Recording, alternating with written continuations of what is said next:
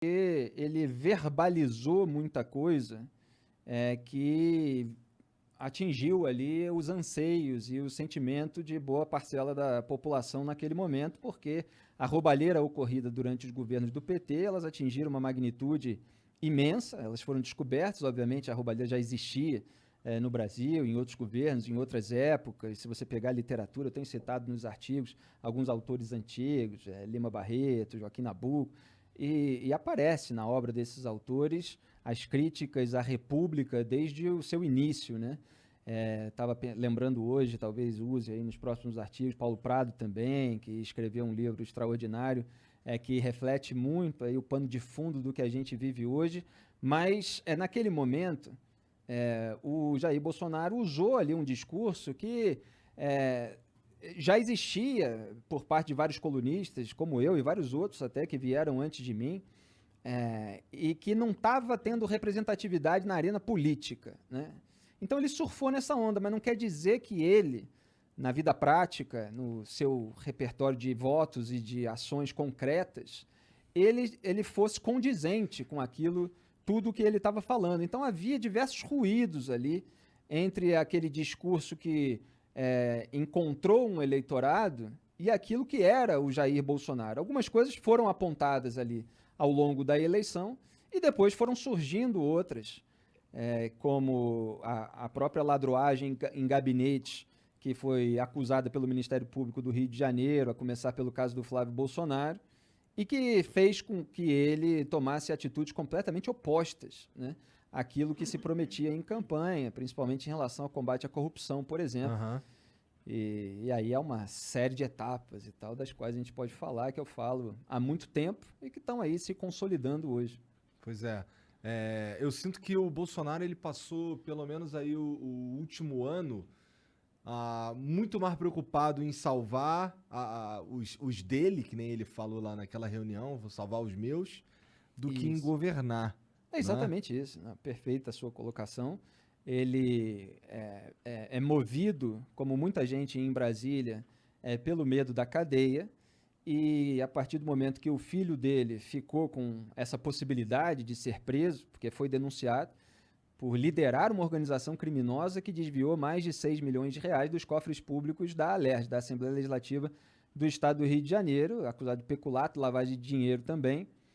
E aí ele precisou dentro da cabeça dele, evidentemente, não era o certo a se fazer, a mover uma série de peças e se aproximar cada vez mais de uma série de pessoas que ele dizia que iria combater, principalmente nos métodos dessa velha política.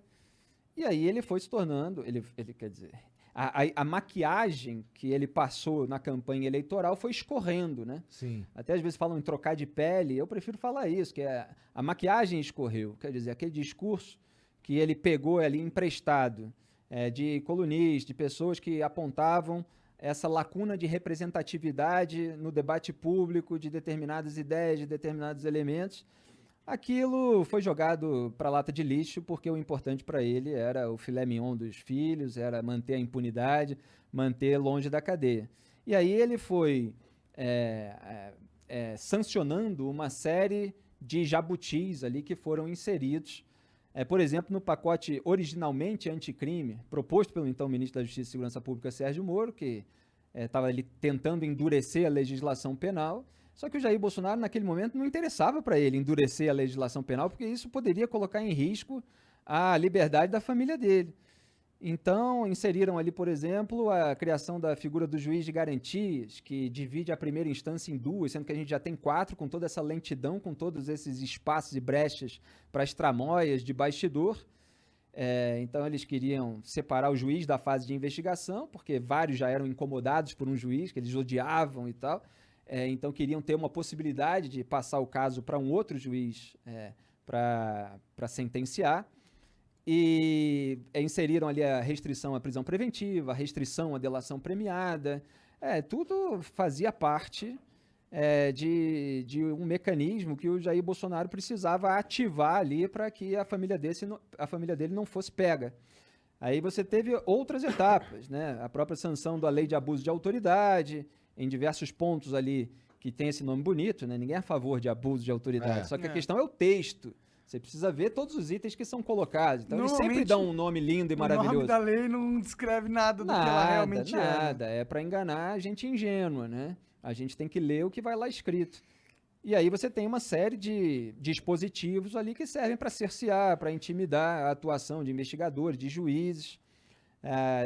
Ele tirou o COAF do Ministério da Justiça e Segurança Pública, que é ali o Centro de Controle de Atividades Financeiras. O sistema bancário passa ali movimentações suspeitas, eles fazem um relatório. O relatório do COAF veio entre a eleição do Jair Bolsonaro e a posse, que foi quando foi detectada a movimentação bancária atípica do Fabrício Queiroz, que é o operador ali do gabinete do Flávio Bolsonaro. Toda essa história tá muito mal contada, cara. E aí eles escantearam o COAF, não fizeram investimento num equipamento ali importante para a detecção de lavagem de dinheiro. E isso foi culminar agora com a alteração da lei de improbidade administrativa também, para abrandar qualquer possibilidade ou tirar a possibilidade de punição de políticos pegos com mau uso ou desvio de recursos públicos, e teve a interferência na Polícia Federal, que é um caso escandaloso. Ele queria trocar o superintendente da PF no Rio de Janeiro, quando justamente um dos casos envolvendo o Flávio Bolsonaro, porque é dividido em dois ali, você tem esse processo que agora o STJ está tentando varrer para debaixo do tapete, e você tem um desdobramento dele que é o inquérito eleitoral. Mas não conseguiu varrer para debaixo do tapete? Sim, de certa forma, sim. Com uma manobra, tem assim, todos os detalhes, estava analisando ontem e hoje, com uma manobra em conjunto com o Supremo Tribunal Federal, que é muito engraçado, né? Tem gente que se deixa levar, se deixa engambelar pela retórica bolsonarista, eles posam assim de combatentes do Supremo Tribunal Federal, mas estão lá tomando cafezinho com o Gilmar Mendes, está lá abraçando sábado à noite Dias Toffoli. O Lava-Toga, né? Exatamente, essa é outra história que eu posso lembrar aqui com todos os detalhes, melar a CPI da Lava-Toga. Mas no Supremo, o Gilmar Mendes ficou responsável pelo recurso do Ministério Público do Rio de Janeiro contra o foro privilegiado, retroativo, né, como a gente passou a chamar, que foi concedido para o Flávio Bolsonaro.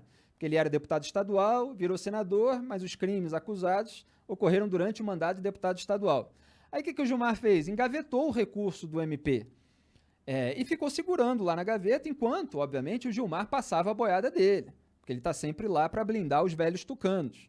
Então, ele está sempre lá ajudando Beto Richa, Aécio Neves, Aloysio Nunes, José Serra. Ele se voltou contra a Lava Jato depois que a Lava Jato atingiu os tucanos. Antes ele era a favor, ele impediu o Lula de tomar posse como ministro, quando o Lula queria ter o foro privilegiado para escapar da cadeia. Então, o Gilmar Mendes engavetou.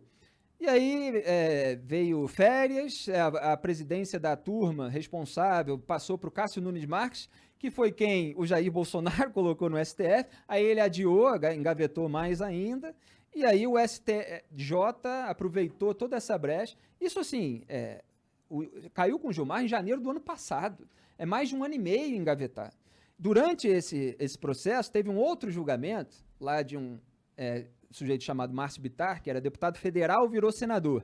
Aí o STF deu uma decisão, não, precisa manter o caso dele, estava sendo acusado lá de mau uso de verbas também. Tem que manter o caso dele no Supremo, então mantém o foro privilegiado, porque os crimes aconteceram quando ele era deputado federal, mas ele virou senador, então o Supremo decidiu manter o foro privilegiado. E aí vem o STJ e fala, não, o caso do Flávio Bolsonaro, ele era deputado estadual, virou senador, não é a mesma coisa. Mas aí fala, não, mas por analogia e tal, é mandato cruzado e tal. Sendo que o que o STF tinha decidido em 2018, desculpe me estender, mas é que esses casos são meio complexos, mas é só para dar uma dimensão, né, da quantidade de manobras. O que o STF tinha decidido em 2018 não era nada disso. Era que deputados federais e senadores que são acusados por algo que aconteceu nos seus mandatos, mas que saem do mandato, seja porque acaba, seja porque renunciou, ou qualquer outra coisa, eles perdem o foro privilegiado no STF. Então, o caso deles é remetido para o juízo de primeira instância. Foi só isso que o STF decidiu, sem pensar em todas as outras possibilidades. Quer dizer, o deputado estadual que vira senador, ele não pensou nisso. Ele só decidiu aquilo ali. Aí você deixa uma série de brechas e o STJ julga o caso do Flávio Bolsonaro antes do STF ter decidido exatamente o que deve ser feito, faz uma analogia no caso do mandato cruzado e tal. E aí, o que é mais importante disso tudo, se você não entendeu nada, presta atenção agora. É que ele fala assim, olha, tudo que foi decidido até aqui, todas as provas que foram coletadas têm que ser jogadas no lixo. Estão anuladas, porque esse juízo de primeira instância não era o competente, não é no sentido de qualidade, tá? De jurisdição, para fazer essa investigação, para comandar essa investigação. Então, eles tomam uma decisão a partir de uma regra inexistente, que passa a ser criada agora, que passa a valer agora, e usam essa regra para trás. Então, você passa ali anos fazendo uma investigação e coletando todas as provas. Quem quer, olha, procure no Google, íntegra denúncia Flávio Bolsonaro, Fabrício Queiroz. Você vai ver lá provas cabais da ladruagem no gabinete. Você vai ver lá foto até do Fabrício Queiroz pagando na agência bancária mensalidade da escola das filhas do Flávio. Ele pagou também plano de saúde, ele fez depósitos nas vésperas de quitação de imóvel. Então, eles tinham um esquema de você roubar a folha salarial da turma do gabinete. Então, você empresta um nome como suposto servidor, né, comissionado, que eles chamam, é o funcionário fantasma. Ele empresta só um nome, que é para o líder e o operador poderem abrir o cofre público para ter a remuneração para aquela pessoa que supostamente estaria trabalhando. Não estava, a investigação mostrou isso. Ela recebe na conta, saca e entrega o dinheiro para o operador coletar e depois ele faz depósito na conta do líder da quadrilha e tal. Esse é o tipo de esquema que é ladruagem. Você tem um batedor de carteira que está roubando aí na esquina e você tem político que bate muitas carteiras ao mesmo tempo. É o dinheiro dos pagadores de impostos. E você tem um monte de pilantra aí que finge que esse tipo de ladruagem não é ladruagem, né? É pessoal que fica passando pano para isso. E a investigação ainda mostrou que os funcionários fantasmas realmente não trabalhavam. Quer dizer, tinha gente lá em Resende, 3 horas do Rio, tendo outro trabalho, nunca estava lá na Alerj, pegaram os celulares nunca estavam lá em torno. Então, uma investigação minuciosa, completa, que vai ser jogada no lixo. Agora o MP está pensando no que fazer, como recomeçar. Porque, assim, pode recomeçar, só que você meio que vai bloqueando todos os caminhos. Caralho. E é muito parecido com o que aconteceu com o Lula também. Então, se formou, né, que foi a minha análise de 2019, quando isso se formou de fato, essa frente ampla pela impunidade.